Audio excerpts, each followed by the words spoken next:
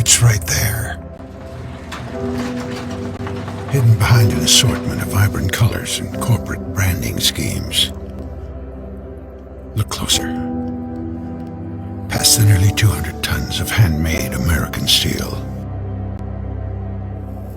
And beyond the highest quality, custom-designed electrical components and systems in the industry.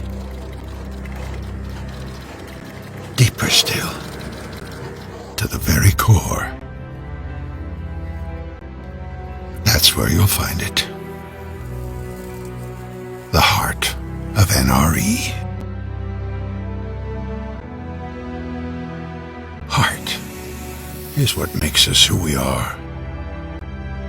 Heart is why NRE products and services are made with more.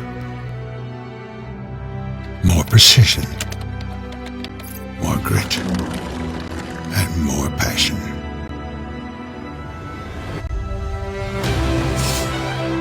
We're the largest independent supplier of locomotives, parts, and components on the planet. Vertically integrated and strategically positioned for multiple domestic and international facilities. Our capacity and efficiency are simply unmatched. Cast in worth ethic and sealed with a calloused handshake. We design real solutions for real-world challenges.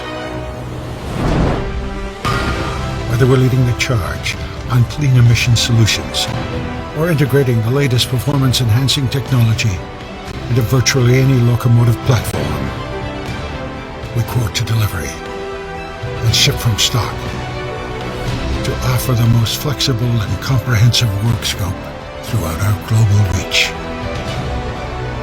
Our customers call it a return on investment. We call it the return of North American pride. Do you see it now? It's there. A raging fire that burns inside each and every designer, welder, engineer, and NRE team member. Heart is our anthem. Passion is our fuel. They drive us towards success, push us beyond boundaries, and they guide us to you. Heart is what moves us forward.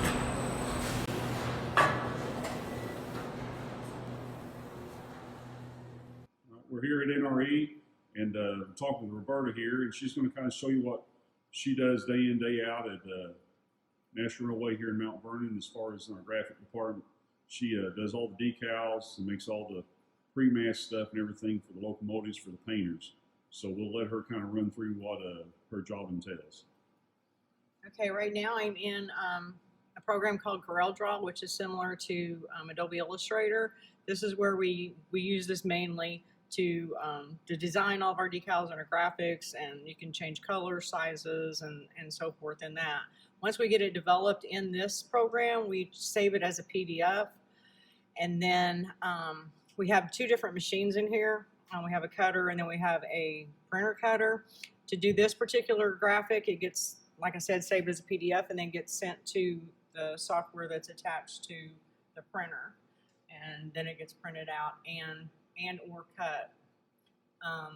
Also have another program, if you're familiar with CAD drawings or CAD-Link. This is connected to our cutting machine over there. I can go ahead and get this started cutting to show you how it, I already have it ready. Okay, so it just gets sent to the cutter, and then it should start cutting here in a second. There it goes. So basically, this has got a fine knife edge on it, right, Roberta? Yes. And it's actually mapping everything out right now, and then it's actually cutting the decal surface. The design that I had on the program there. It cut it out exactly, same dimensions and everything. This cutter here goes all the way up to 48 inches. Okay. Now if you do this is what we kind of call a die cut. Yes. Yeah. Okay. And then you have to go to the table. Look over here. This here is something that I cut out earlier. This is going to be the road numbers on the side of one of the locomotives. It came out of that same machine there. It's just a different vinyl that was used for this. Okay, and the other is your actual printer where we looked at the screen earlier. This one will actually print and cut. It is a 30-inch media width. This is my favorite machine. It'll do just about anything. And that kind of screens the decal on there. Right. Or the ink. It's actually it's an ink, but you can actually feel it. It's more like a paste than it is an ink. And then when it comes out of there, we have all of these different mask materials, and laminate goes on that. And you put this on there and run it through the laminator machine, and it puts like a cover over it to keep weather away from it. And then we can either run it back through that and cut it, or you can cut it by hand on the paper cutter over there. Okay. Thank you very much, Roberta. I'm here with Aaron, and we're at NRE, National Railway Equipment in Mount Vernon. And Aaron's in our cab crew, and he kind of oversees installing all the components in the cab. And I'll let him go through and kind of explain kind of what he does. We install all the cab ceilings, the floors, pretty much any of the amenities you see in the cab. The flooring is actually a plywood floor with a laminate covering over the top of it. We cut it, put it down, glue it down. We trim out all the floors around it with all the trim. We use cut-off wheels to cut the trim. All the flooring is, of course, just cut with a regular circular saw. It's nothing special there. We have some specialized trim that goes around some things. The ceiling's the same way. It's a perforated metal. We put insulation behind it, add the perforated to it, and we trim out all the trim all the way around it to cover up all the seams and seal it up well. Then we just put things like the seats are in here. We mount them up in there on the seat rails.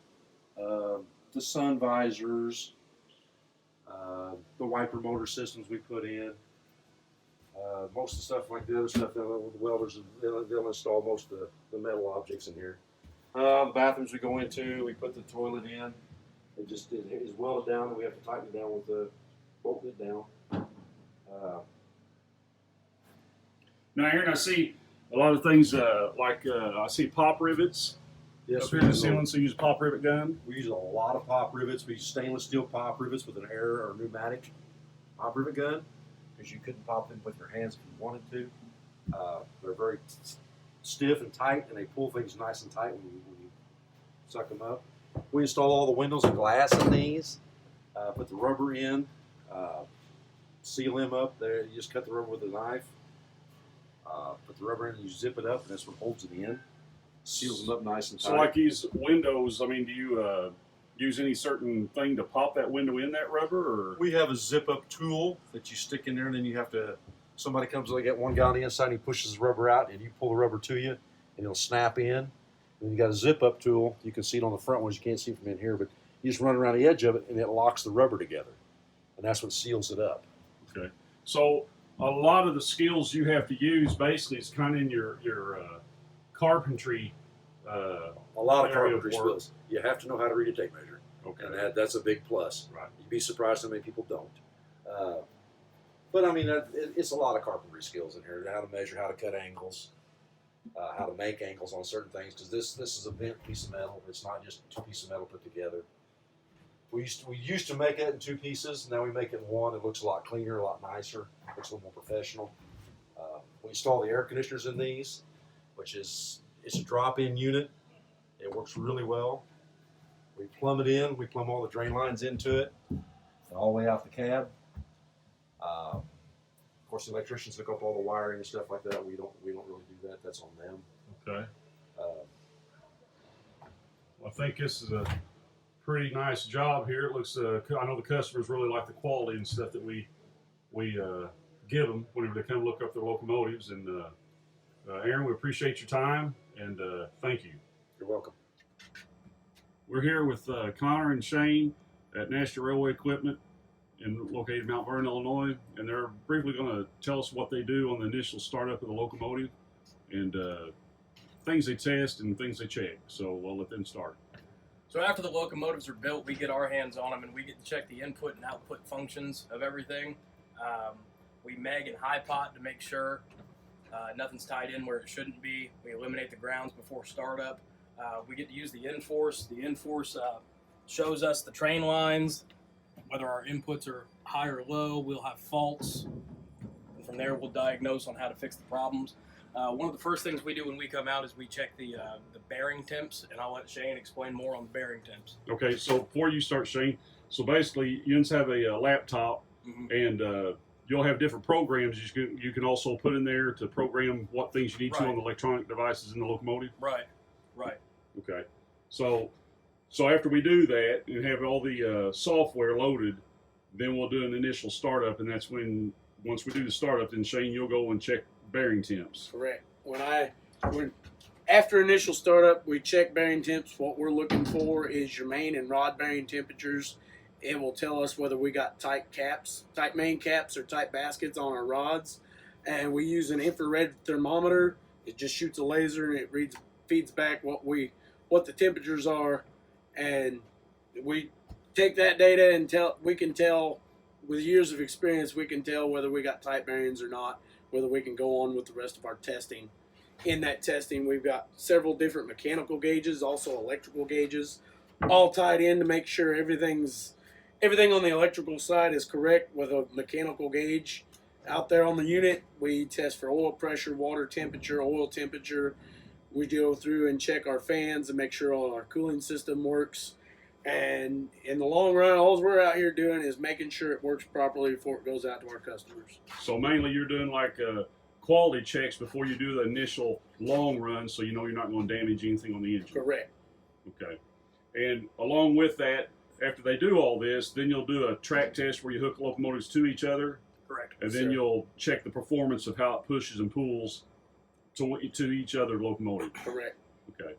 Well, thank you, Shane, Connor, for giving us a little brief description of what you guys do out here. We really appreciate it. No problem. Thank you.